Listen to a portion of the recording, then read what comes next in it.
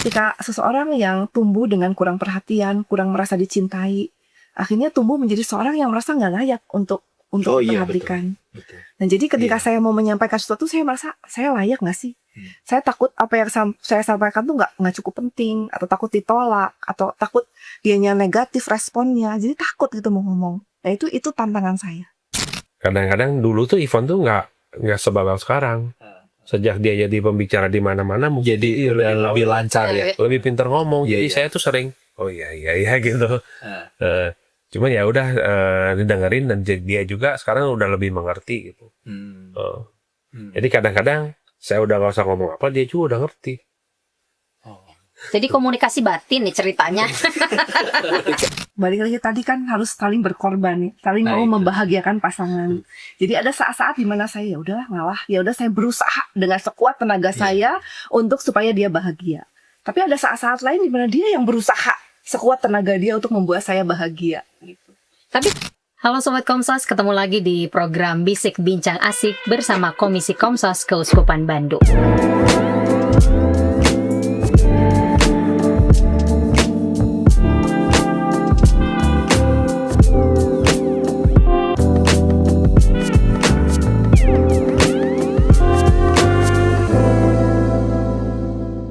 Oke, Sobat Komsos, ketemu lagi setelah beberapa lama kita tidak bertemu. Dan ini adalah special edition bisa dibilang ya. Di dalam Bisik ada program spesial yaitu Katekese Keluarga. Nah, di episode 1 sudah ada Golden Rules pertama yang dibicarakan, yaitu meluangkan waktu. Setelah itu ada Golden Rules yang kedua, di mana kita bakal ngobrolin itu di episode kali ini, yaitu berkomunikasi. Bagaimana ini tentang berkomunikasi? Kalau kemarin Ibu Ivon duduk di posisi saya, sekarang Ibu Ivon duduk di berdampingan bersama suami. Menjadi tersangka. Menjadi tersangka ya. Kita akan menginterogasi, ngorek-ngorek gitu kan, bersama Om Stef. Hai Om Stef. Halo. Halo Ibu Ivon. Halo Pak Antoni. Kita berdua nih ya. Jarang-jarang dipasangkan Om Stef nih. Oke, ada Ibu Ivon dan juga Pak Antoni. Selamat datang di Bisik Pak Antoni. Kalau Ibu Ivon kan episode 1 udah. Ya. Nah, kalau Ibu Ivon di episode 1 sudah memperkenalkan diri. Boleh monggo loh, memperkenalkan diri sendiri. Ya, nama saya Antoni. Saya suaminya Ivon. Ya, kita married udah 23 tahun. Wow. Ya. Terus saya juga dari Farfinya sama ya, salib suci ya, nggak beda. Terus pelayanan saya di BPK dan juga di CBM. CBM itu apa? Catholic Business Community. Oh, oke. Baiklah, 23 tahun menikah. Bu Ivon di episode 1 bilang anak 3 ya Bu ya? Sudah besar-besar. Tadi sempat aku nanya sama Ibu Ivon, komunikasi 23 tahun, topiknya apa aja nggak habis-habis gitu ya. Aku yang baru 8 tahun aja bingung. Aduh, Udah nggak tahu ngomong apa Iya, lagi kan? ngobrolin apa lagi ya gitu. Oke, nah ini termasuk salah satu Golden Rules. Kenapa masuk Golden Rules yang kedua nih, Ibu Ivon, topik kita kali ini? Karena di dalam Golden Rule yang pertama itu kan meluangkan waktu satu sama lain. Nah, saat kita sudah meluangkan waktu satu sama lain, itu di antara waktu yang kita luangkan itu, pasti kan kita harus ngobrol. Ya. Ya, harus saling berbicara satu sama lain. Nah, seringkali orang itu berpikir bahwa komunikasi yang baik itu akan terjadi dengan sendirinya. Ketika suami dan istri itu saling mencintai. Tapi rupa-rupanya yang terjadi tidaklah seperti itu. Yang namanya komunikasi yang baik, komunikasi yang efektif itu perlu untuk dilatih, untuk dipelajari, untuk diusahakan senantiasa. Jadi kita tuh nggak semerta-merta bisa menjadi seorang pembicara yang hebat, menjadi seorang pendengar yang hebat, itu perlu yang namanya latihan. Nah, seringkali kita tidak menyadari akan hal tersebut. Kan latihannya di episode 1 tuh udah disinggung. Seminggu minimal 2 jam gitu kan. Kalau lebih sering itu akan lebih baik. Nah, berarti ini lebih ditekankan lagi ya di episode kali ini ya. Iya. Iya, karena kadang-kadang waktu udah ada nih, kita udah berdua gitu. Terus kita Topiknya bingung kan, nggak tahu harus ngomongin apa. Akhirnya basa-basi aja. Basa-basi misalnya, yuk kita makan bareng lah, makan malam gitu bareng. Sampai sana kita ngomonginnya, restoran ini kayaknya bagus ya. Oh ini, oh iya tuh lihat tuh. Dulu mah nggak ada, ini sekarang jadi ngomonginnya yang di luar-luar aja. Setelah 2 jam itu selesai dan kita anggap itu udah sebuah komunikasi gitu. Karena hari itu kita makan bareng berdua dan happy berdua gitu. Tapi itu nggak menyelesaikan apa-apa kan kalau seperti itu ya. Iya. Ya, jadi hari ini kita mau sama-sama melihat dan belajar bahwa komunikasi yang efektif itu ada tingkatan-tingkatannya. Nah, jadi tingkat komunikasi yang pertama itu adalah menyampaikan informasi. Menyampaikan informasi misalnya tadi saya ke pasar, saya berjumpa dengan sahabat saya, itu kan informasi ya. Kamu tadi sudah ngambil cucian belum di laundry, itu informasi. Tadi saya kena macet di jalan, itu informasi. Nah, pada tahap informasi ini itu belum terkoneksi secara dalam. Ini sama siapa aja kita bisa kan bicara seperti ini. Iya, betul. Tingkat yang kedua itu adalah tingkat pikiran atau pendapat.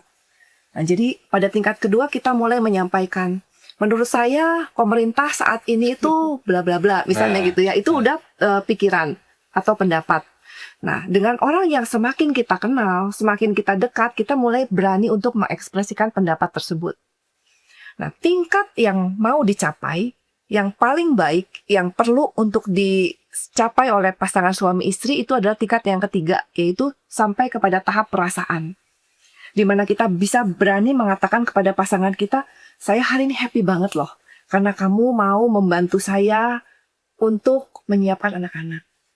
Atau hari ini saya kecewa banget karena tadi saya pikir saya bisa mendapatkan job itu, ternyata saya nggak dapat. Nah, itu adalah tahap perasaan di mana kita bisa jujur kepada pasangan, menyampaikan apa yang benar-benar menjadi perasaan kita. Dan disitulah koneksi itu tercipta. Ketika seseorang merasa bisa aman menyampaikan perasaannya tanpa dihakimi dan diterima apa adanya. Tapi bukannya emangnya kalau berkomunikasi itu ya kita yang tadi bilangnya macet, terus saya ketemu ini, ketemu itu, kemudian bisa nyampe ke perasaan, itu bukannya sesuatu hal yang disampaikan setiap hari ya Bu ya? Enggak juga? Atau saya salah nih? Koreksi kalau saya salah. Ya, seringkali setelah berjalannya pernikahan selama beberapa waktu, itu kadang-kadang masuk ke dalam tingkat perasaan itu semakin jarang. Karena kan kesibukan. Tahap pertama aja kadang-kadang udah enggak sih. Karena saya gitu ya, kadang-kadang merasa kalau saya macet nih, jalanan macet, kan saya nggak usah cerita sama istri saya gitu loh. Bahwa tadi saya kena macet, segala macam, kayaknya yang kayak gitu receh banget gitu, nggak usah diomongin kan. Apalagi ke yang lebih dalam gitu.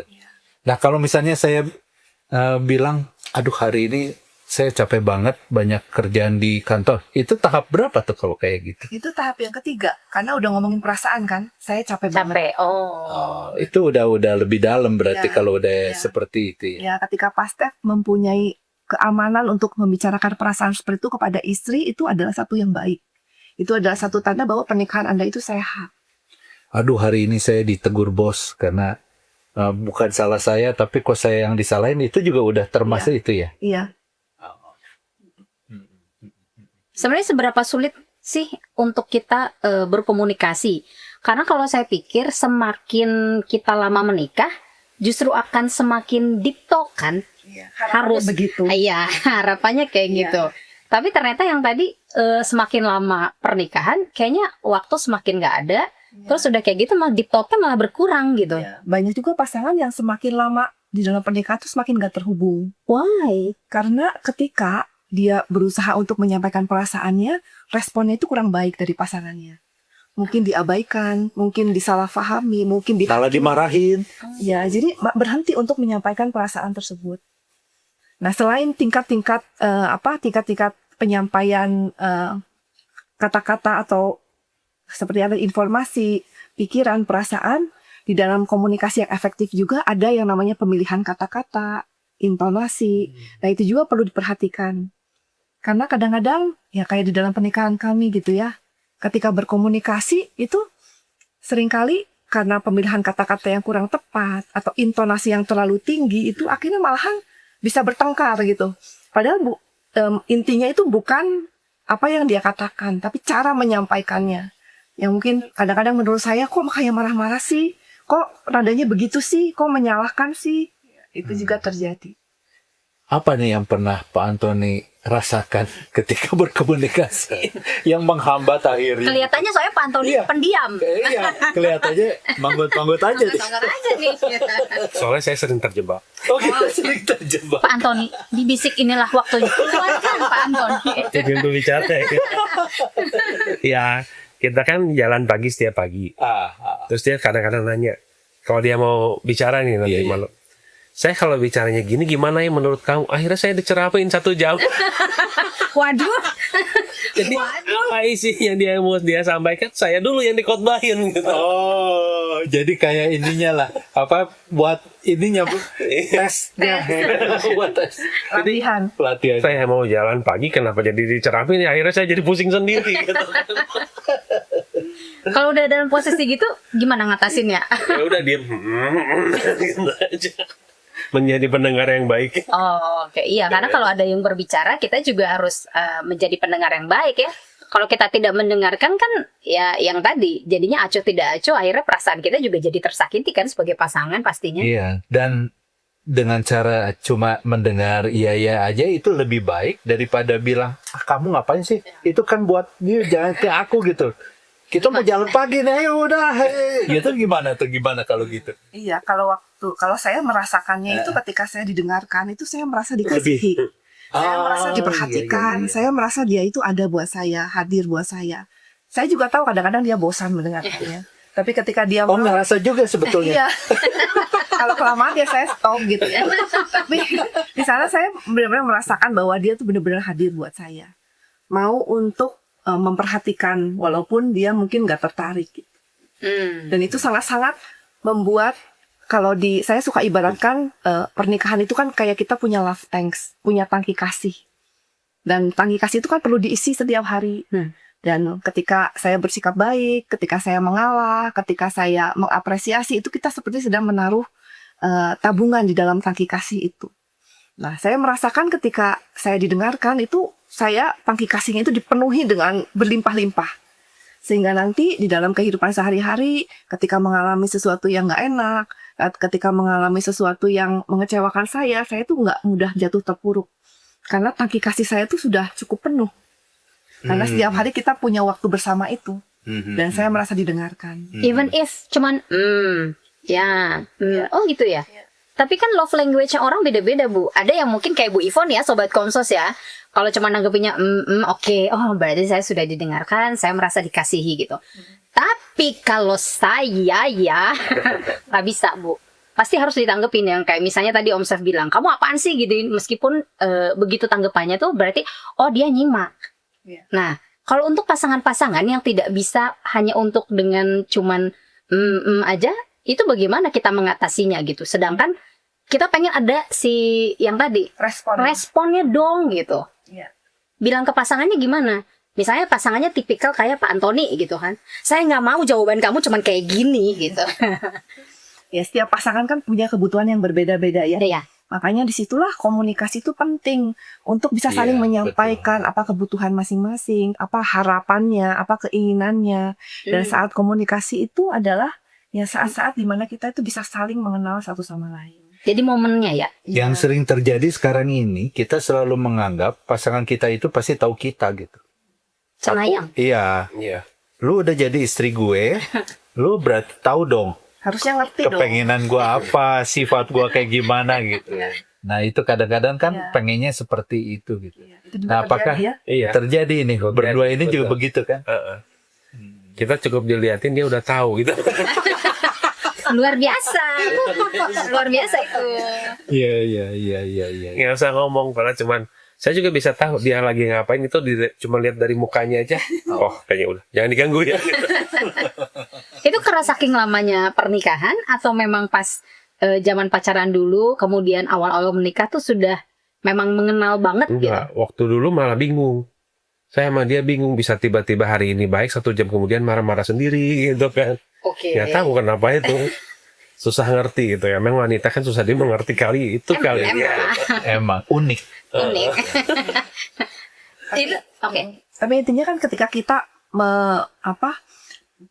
berusaha menangkap tanpa berkomunikasi itu kan seringkali salah gitu. Nah, jadi penting banget sih memang Tetap harus tetap diomongin menyatakan ya. itu. Tetap harus dinyatakan ya. Nggak bisa nebak-nebak doang ya. Nah, jadi nggak bisa mengandaikan kamu harusnya udah tahu yang kayak gini, itu nggak bisa ya. Iya. Tetap kita harus bilang, saya itu orangnya kalau ngomong nggak boleh disela, misalnya kayak gitu, lebih baik dibicarakan ya itu ya. Ya kami juga sampai saat ini masih belajar untuk bisa berkomunikasi dengan efektif. Iya, iya, iya, iya. Karena kan banyak banget ya kayak tadi bias-bias ya. Harusnya dia ngerti deh. Harusnya ini mah nggak usah diomongin. Nah, Jadi banyak hambatan-hambatan gitu. Kalau di dalam pernikahan kami, hambatan yang paling utama itu, kalau bagi saya sendiri itu hambatan untuk bisa menyampaikan perasaan saya, mengekspresikan perasaan saya. Itu hambatan yang terutama. Karena saya tuh merasa dari saya kecil gitu ya, saya tuh merasa kurang perhatian.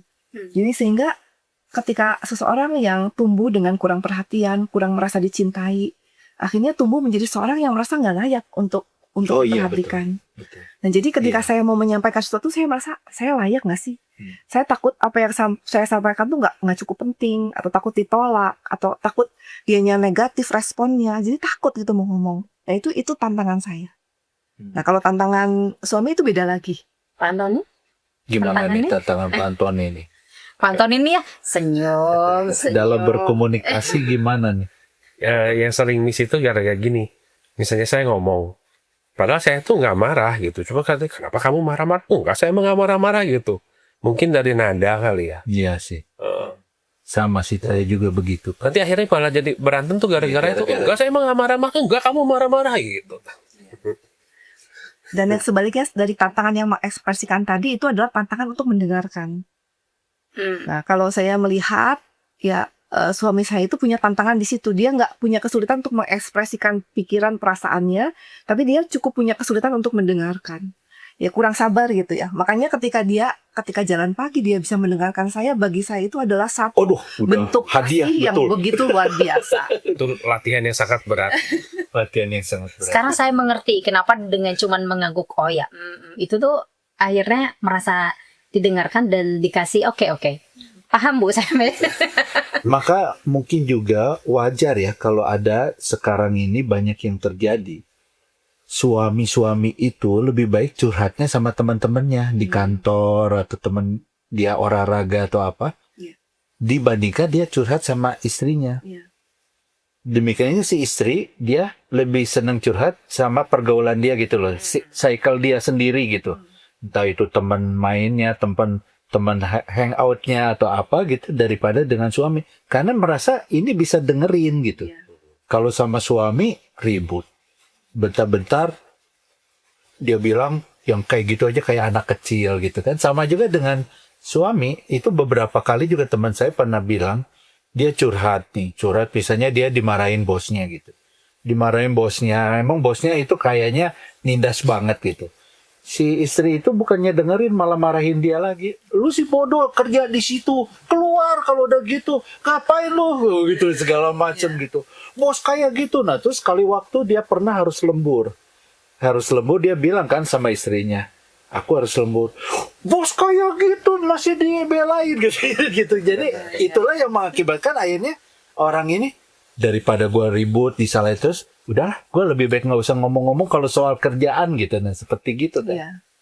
Ya artinya di dalam komunikasi yang efektif juga kita harus belajar untuk memberikan respon yang baik, yang positif. Jadi ketika pasangan kita cerita, itu belum tentu dia tuh minta solusi loh. Belum tentu dia tuh minta Iya betul. jawaban atau nasihat dari Atau kita. pertolongan Ya. ya. Kadang-kadang dia tuh cuma butuh untuk didengarkan dan dimengerti saja. Nah itu yang pertama-tama harus benar-benar kita keep in mind. Makanya Tuhan kan menciptakan kita satu mulut dan dua telinga. Jadi di dalam berkomunikasi itu, selain kita belajar menyampaikan apa yang kita rasakan, pendapat kita juga perlu untuk belajar mendengarkan 2 kali lebih banyak. Karena dua telinga ini kan, mendengarkan itu artinya kan berusaha mengerti, berusaha untuk memahami dari sudut pandang yang berbicara, berusaha memberikan empati.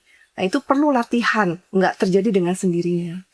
Nah ketika kita bisa memberikan respon yang baik seperti itu, maka komunikasi antara pasangan suami istri itu saya yakin pasti akan menjadi lebih baik.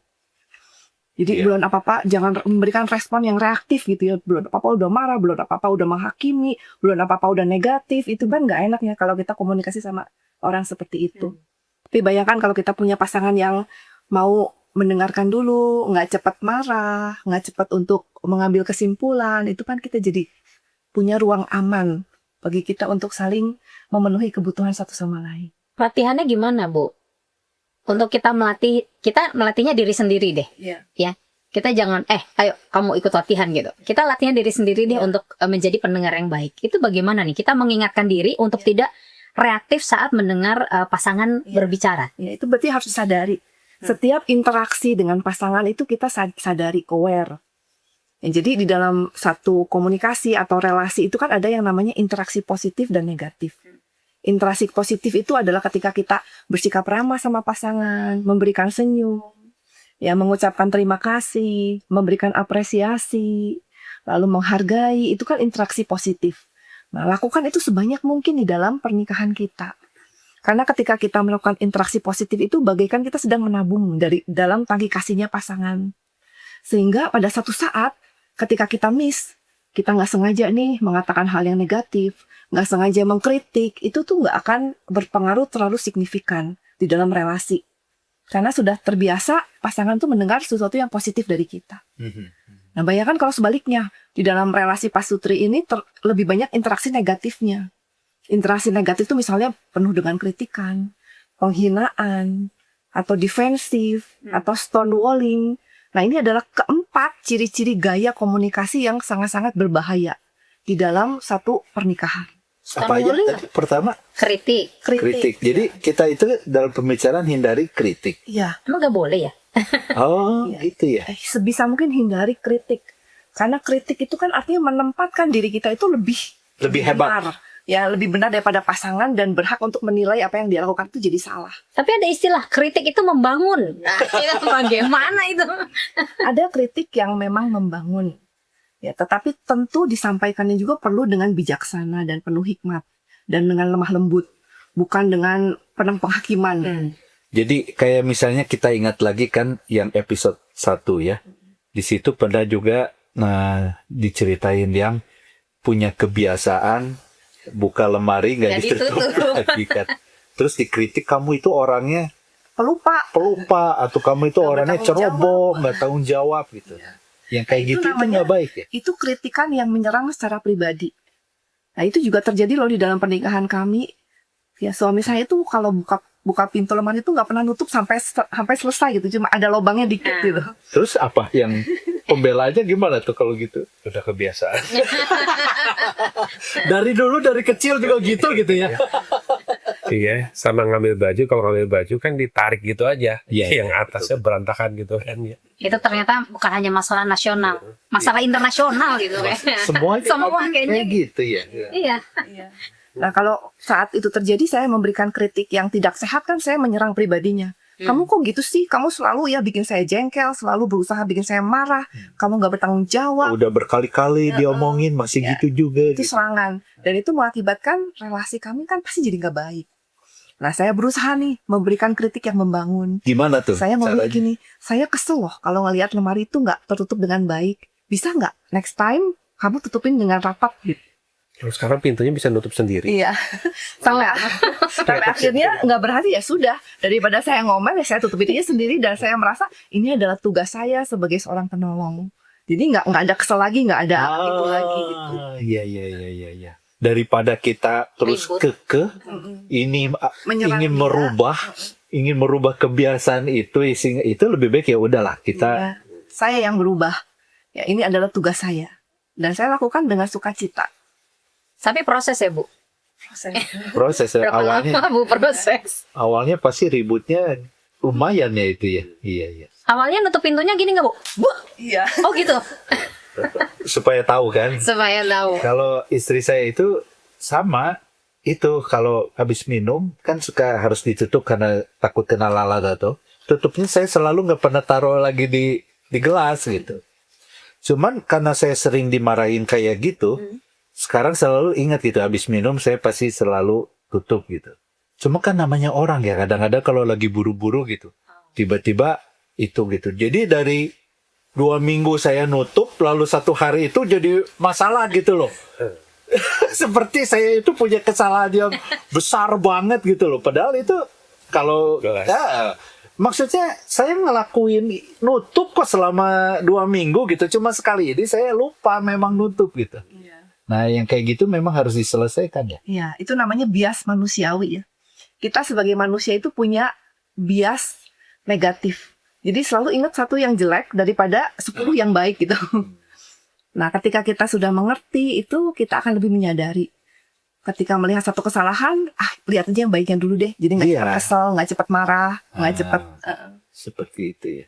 Tadi yang pertama kritik, Iya, yang kedua Konten, yang kedua itu hinaan. Nah, seringkali kalau kita ya di dalam relasi pasangan suami istri udah ngasih kritik tuh nggak berhasil gitu, nggak baik-baik gitu, lama-lama kita akan masuk ke dalam satu sikap yang namanya konten. Atau udah karena saking keselnya dengan pasangan jadi ada hinaan gitu. Jadi udah nggak menghargai lagi, kata-katanya juga udah merendahkan, menyalahkan, itu namanya konten. Pernah nggak Astep atau Krisan bertemu dengan Pak Sutri yang saling merendahkan satu sama lain bicaranya? Iya. Ya Belum betul. belum pernah ketemu. Pernah. Oh, pernah. Misalnya, suami saya mah nggak berguna, suami saya mah istri saya mah bodoh gitu. Itu udah masuk ke konten namanya. Bodoh Cooper tuh istri saya mah gitu di depan itu Teman-teman? kadang-kadang di depan umum. Aduh. Iya. Pernah sih itu. Jadi kayak mempermalukan istri sendiri ya, pasangan sendiri gitu. Iya, nah itu udah cukup parah itu kondisi komunikasi di dalam relasinya itu sudah kurang baik. Iya, kalau misalnya hanya berdua mungkin sakit hatinya tapi sakit hatinya nggak segitu kalau dia dihina di depan Orang publik. lain Iya, Tapi tetap aja walaupun berdua itu nggak boleh. ngaruh kan. Nah itu dua itu harus dihindari. Karena ketika kita melakukan kritik dan konten atau hinaan kepada pasangan, reaksi pasangan itu pasti dua juga. Yang pertama defensif, yang kedua itu stonewalling. Defensif itu artinya bertahan. Ketika dia dikritik kan dia pasti bertahan kan. Enggak kok saya nggak kayak gitu, malah nyalahin balik, nyerang balik gitu. Itu defensif. Kalau stonewalling itu adalah satu kondisi di mana dia itu udah nggak mau untuk berkomunikasi lagi, udah diam. Nah itu adalah kondisi yang sudah sangat-sangat red flag di dalam satu relasi. Jadi udah nggak peduli mau pasangannya ngomong apa, udah nggak ditanggapi lagi. Jadi seperti hidup di dalam dunianya sendiri gitu. Itu biasanya dialami oleh istri yang diam itu atau pria juga ada. Soalnya Bisa. Suami istri yang memang relasinya tuh sudah tidak baik, itu biasanya udah saling diam. Udah malas lah bicara, nggak ada gunanya. jadi sebenarnya kalau misalnya pasangan masih ngomel, masih aman ya? Lebih baik daripada sudah stonewalling. Iya kan? Kalau udah stonewalling berarti udah red flag banget gitu. Iya, akan sangat-sangat sulit gitu untuk menarik dia itu keluar. Nah, cara untuk mengatasinya itu adalah dengan interaksi yang positif. Kalau 4 hal ini terjadi di dalam pernikahan kita, ya perlulah banyak-banyak memberikan interaksi positif di dalam relasi itu. Sering-seringlah tersenyum, mengatakan yang baik-baik, memuji, mengapresiasi. Gak disebut dengan lebay nanti. lembut. Iya. Lebay. Soalnya gini Om, kalau misalnya tiba-tiba berubah, kenapa? Lebay. Iya lebay. Ada apa-apa nih pasti nih. Jadi udah negatif duluan kan? Apalagi kalau udah yang pada tahap 4, udah stonewalling gitu.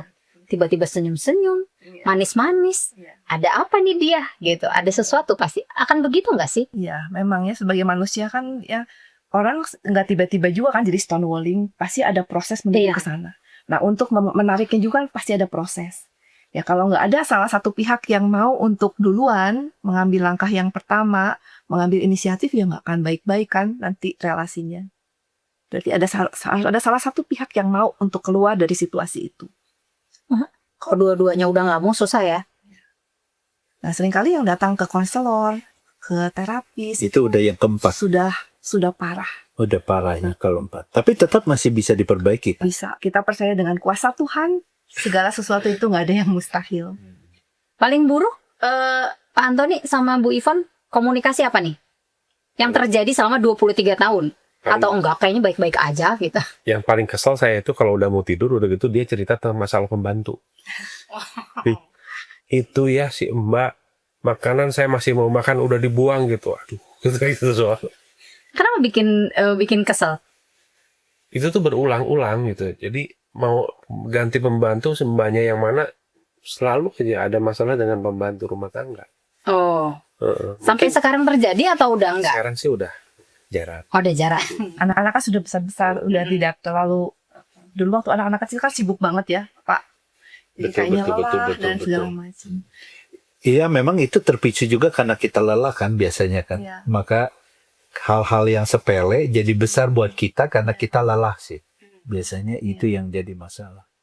Dan memang kadang-kadang si pasangan kita itu ketika kita lelah, kita ingin ngomong yang receh kayak gitu, ditanggapinya justru negatif kan. Iya. Tidak ditanggapi dengan baik, dibilang, oh, lu aja yang jadi pembantu kalau gitu, kalau Kadang kan kita udah gitu capek kan. seharian Iya gitu kan gitu kan. Nah, itu yang sering terjadi secara manusiawi kan seperti itu, suami istri itu yang satu ini capek, ini kayak nggak ngertiin bahwa ini lagi capek, lalu ributlah di situ ya. Makanya harus ada waktu yang diluangkan itu untuk bicarain yang kayak gitu ya. Iya, tapi sama seperti yang 2 minggu lalu ya, Timmy dan Philly, kami juga mengalami di mana yang namanya camp pria sejati Katolik dan wanita berhikmat Katolik itu memulihkan keluarga kami. Kenapa? Karena kami jadi punya pengenalan akan Tuhan dan pengalaman akan kasih Tuhan itu. Kalau nggak punya pengalaman itu kayaknya segala sesuatu dilihat dari sudut pandang sendiri dan kebutuhan saya sendiri dan selalu merasa kurang dan nggak puas. Tapi setelah mengalami pengalaman kasih Tuhan, disitulah saya baru bisa belajar, wah saya ternyata harus memberi. Saya sudah dikasih cukup oleh Tuhan dan saya harus bisa untuk membagikan ini kepada orang-orang di sekitar saya, terutama suami saya. Bagaimana dengan mendengarkan itu ternyata bisa menguatkan Pak Sutri? Ketika didengarkan itu kan seseorang itu merasa diperhatikan, dikasihi, dipenuhi kebutuhan emosionalnya. Dan dengan itu maka akan lebih saling terkoneksi dengan baik. Bondingnya makin kuat, makin merasa aman. Nah disitulah relasi itu akan semakin dikuatkan. Tapi kadang-kadang yang saya alami gitu ya, mendengarkan, tapi saya selalu 2 kali nanya, bener kan nih? Coba tadi saya ngomong apa gitu. Kayak ngetes ya. Kayak ngetes akhirnya jadinya gitu. Karena suami selalu bilang, iya. Iya. Oke. Ya gitu. Nah itu kadang-kadang kan kita suka jadi curiga ya. Benar-benar lo teh Iya. ngerti atau supaya cepat beres. Iya sih. Iya Oh, kan? kan? Gitu. Iya kan? Ya udahlah biar cepat beres. Ya oke. Iya iya. Bisa. Kalau sampai nanya 2 kali, terus dia ternyata cuma mendengarkan formalitas doang, gimana Bu Ivon? Kalau saya sih melihat dari niatnya ya. Niatnya dia tuh sudah itu adalah satu tanda bahwa dia itu mau berusaha untuk mendengarkan. Dihargai ya. Dia Walaupun menghargai dulu kebaikannya. Fokus sama sisi baik yang sudah dia lakukan. Masalah dia benar-benar mendengarkan, masalah dia mengerti atau tidak itu masalah yang kedua. Dan satu lagi yang mau saya tekankan adalah di dalam pernikahan Katolik, kita itu tidak mengandalkan dari pasangan untuk memenuhi semua kebutuhan emosional saya. Kenapa? Karena saya sudah mendapatkannya dari Tuhan. Jadi kalau kita mengandalkan dari pasangan 100% itu tuh nggak akan pernah bisa dan nggak akan pernah puas. namanya manusia ya. Manusia kan ada miss-nya, ada kekurangannya, ada kelemahannya. Iya iya. Jadi mintanya dari Tuhan. Ketika kita minta dari Tuhan, dipenuhi dalam Tuhan, di dalam kehidupan doa yang baik, penghayatan sakramen-sakramen, di dalam membaca kitab suci, mendengarkan pengajaran-pengajaran, itu tuh seperti kita tuh dipenuhi hati kita dengan kasih Tuhan. Di situ kita dimampukan untuk bisa mengerti, untuk bisa memahami, mengampuni, dan membagikan kasih yang sudah kita punya kepada keluarga kita. Oke, dari seluruh yang tadi udah dibicarain, kesimpulannya meluangkan waktu untuk saling bicara dan mau belajar mendengarkan. Berkomunikasi dengan efektif. Oh, berkomunikasi Ya, dengan efektif. Jadi komunikasi efektif itu kan masuk ke tahap yang ketiga tadi ya, tentang perasaan. Lalu memiliki pemilihan kata-kata, intonasi yang bijaksana, yang baik. Nah, lalu mengatasi hambatan-hambatan yang dimiliki. Misalnya kalau saya hambatannya itu menyampaikan perasaan, ya belajarlah untuk menyampaikan perasaan itu supaya lebih terkoneksi. Kalau suami mempunyai hambatan di dalam mendengarkan, ya berusahalah untuk mendengarkan dengan lebih baik lagi supaya bisa memenuhi kebutuhan emosional pasangan. Dan ya pada dasarnya, ya di dalam pernikahan Katolik ini adalah kita mau untuk saling memenuhi kebutuhan emosional masing-masing, mau untuk berkorban, mau untuk mengasihi, memberi. Bukan bagaimana pasangan bisa memenuhi kebutuhan saya, tapi bagaimana saya bisa memenuhi kebutuhan pasangan saya. Nah, kalau masing-masing kita punya pemikiran seperti itu, saya yakin dalam pernikahan itu baik-baik sih semuanya. Tapi PR ya, PR. karena tidak semudah apa yang dibicarakan saat ini kan Om. Iya memang. Apalagi berapa Om? 30. Tapi daripada nggak mencoba, Iya betul, tetap betul, harus betul. mencoba sih dengan segala perjuangannya. Pak Antoni juga kan pasti berjuang kan. Iya. Gimana sekarang bisa lancar kalau TikTokan. curhat? Sekarang kalau misalnya ngobrol sama dia gitu ya, kadang-kadang dulu tuh Ivan tuh nggak sebabau sekarang. Sejak dia jadi pembicara di mana-mana, Jadi lebih lancar ya. lebih pintar ngomong. Iya, Jadi iya. saya tuh sering, oh iya gitu. Cuman ya udah didengerin, dan dia juga sekarang udah lebih mengerti gitu. Jadi kadang-kadang saya udah nggak usah ngomong apa, dia juga udah ngerti. Jadi komunikasi batin nih ceritanya. Karena nggak usah ngomong apa-apa udah mengerti gitu. Dia udah tahu gitu. Mungkin kita juga udah 23 tahun, jadi udah saling tahu sama sama lain gitu. Ya. Kalau sekarang lebih bawel, berarti yang tadinya cuma 1 jam ceramah saat jalan pagi jadi 2 jam nggak? Soalnya jalan pagi cuma 1 jam. Oh, jalan dihitung nih. Oke, jalan pagi hari ini. Tadi pagi gimana? Tadi pagi saya nanti kamu ngomongin gini. Nanti kamu ngomongin gini ya. Sudah di training gitu. Iya. Tapi emang Pak Antoni ini tipikal yang lebih pendiam ya Bu Ivon ya? Oh enggak. Oh enggak. Saya banyak senang bicara juga. Kenapa sekarang lebih pendiam di sini? Kalau Ini itu ya apa? Temanya susah ya. kalau ada ajak dia bicara mengenai mobil, mengenai hal yang dia suka, itu wah dia banyak sekali itunya. Nah, kalau misalnya memang bertolak belakang sekali hobi atau kesukaan, itu gimana sih sebaiknya? Makanya balik lagi ke yang tadi ya, Iya kan? pengorbanan kan. Kalau kita lagi ada waktu nih bicara gitu, saya senang mobil gitu. Krisan itu nggak senang sama mobil. Tapi tiap kali saya ngomongnya tentang perasaannya, mobil saya itu sekarang itu kayaknya harusnya ini diganti gitu segala macam kan. Menyebalkan nggak sih kalau kayak gitu? Itu terjadi di dalam pernikahan. Dia itu senang banget sama otomotif. Iya. Jadi setiap kali nonton gitu ya selalu lihat tentang Iya. tentang YouTube tentang mobil. Iya, gitu. iya. Dan Oh. dia selalu ajak saya nonton dan dia cerita terangkan saya segala macam. Iya. Dan saya tuh gak tertarik sama sekali tentang mobil. Bagi saya mobil asal bisa jalan itu sudah cukup. Nggak peduli mereknya apa, bisa ini bisa itu gitu ya. Nah, tapi kan saya mau berusaha untuk bisa berkomunikasi dengan efektif dengan dia. Kan nggak mungkin kan dalam komunikasi tentang saya terus. Kan tentu harus tentang apa yang dia Iya. sukai. Ya, saya berusaha untuk dengarkan. Berusaha untuk ikut tertarik juga. Berusaha untuk ikut belajar juga apa yang dia suka, yang dia ini. Contohnya? Tes nih. Wah. Ya itu kembali lagi, kita itu harus selalu berpikir untuk membahagiakan pasangan kita, bukan untuk membahagiakan diri kita sendiri. Karena kalau pasangan kita bahagia, efeknya pasti kita jadi ikut bahagia kan gitu ya. Betul. Kayak kemarin nih, kan ada pameran mobil di Jakarta. Oh iya. Dia ceritanya mau nemenin saya. Hayu saya temenin katanya. Saya bilang nggak mau ah, nanti kamu minta cepet-cepet pulang. Gitu kan. Enggak, saya nggak minta cepet-cepet pulang. Begitu nyampe di pameran, dia minta cepet-cepet pulang, cuman mukanya itu udah kelihatan. Terus saya lihat itu segitu besar. Segitu besar dah, mobil lagi. Akhirnya kan jadi nggak tega, ya udah yuk pulang. Lihat berapa mobil Pak kemarin. Walaupun bapak sudah lelah. Iya. Atau suami yang harus nemenin ini, nemenin Belanja. istri belanja kan juga bisa begitu kan? Iya. Dia nggak suka belanja, terus tiba-tiba harus, wah, ayo saya temenin gitu. Tapi baru 2, ini kok dipilihin satu-satu ya? Karena kalau istri belanja itu tujuannya misalnya beli tumbler gitu ya, nggak akan ke tumbler dulu, pasti Iya, muter yang lain dulu, kan. putar dulu yang lain. Tumblernya bisa-bisa nggak kebeli sebenarnya gitu. Iya. Pas di kamar pas itu, dia nyobain baju sama anak-anak cewek gitu. Iya.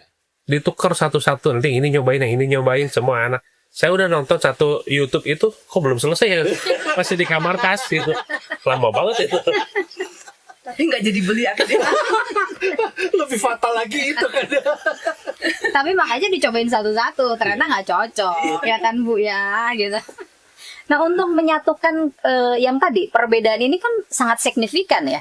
Tadi kalau misalnya setiap ke pameran mobil ngelihatnya aja udah pusing, terus pulang, jadinya tidak terpenuhi kan apa kesukaannya, kesenangan pribadi gitu. Nah kita kalau misalnya kita mau mengerti pasangan deh gitu, tapi itu bukannya kita memaksakan kehendak, maksudnya jadi terpaksa gitu ya.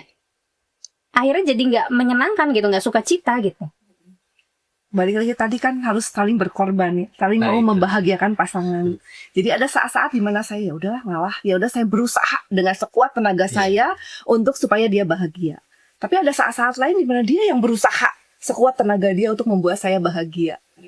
Tapi seandainya misalnya gini, ya udahlah ke pameran mobil sendiri, ke pameran otomotif sendiri, saya di rumah aja gitu. Itu juga nggak masalah kan, sebenarnya nggak harus ditemenin gitu. Iya. Dia bahagia, saya bahagia. Ya, Gitu. lebih baik lagi dia punya teman yang sama-sama kesukaannya itu kan lebih seru ya. Seru. Asal jangan cewek. Itu bahaya loh. Tapi seringkali terjadi adalah yang seperti ini ya, kesulitan berkomunikasi yang baik itu. Ketika pasangan kita nggak mau mendengarkan, ya jadinya kan Cari yang lain. selingkuh itu terjadi gara-gara Iya. kadang-kadang seperti itu, Iya. Dan.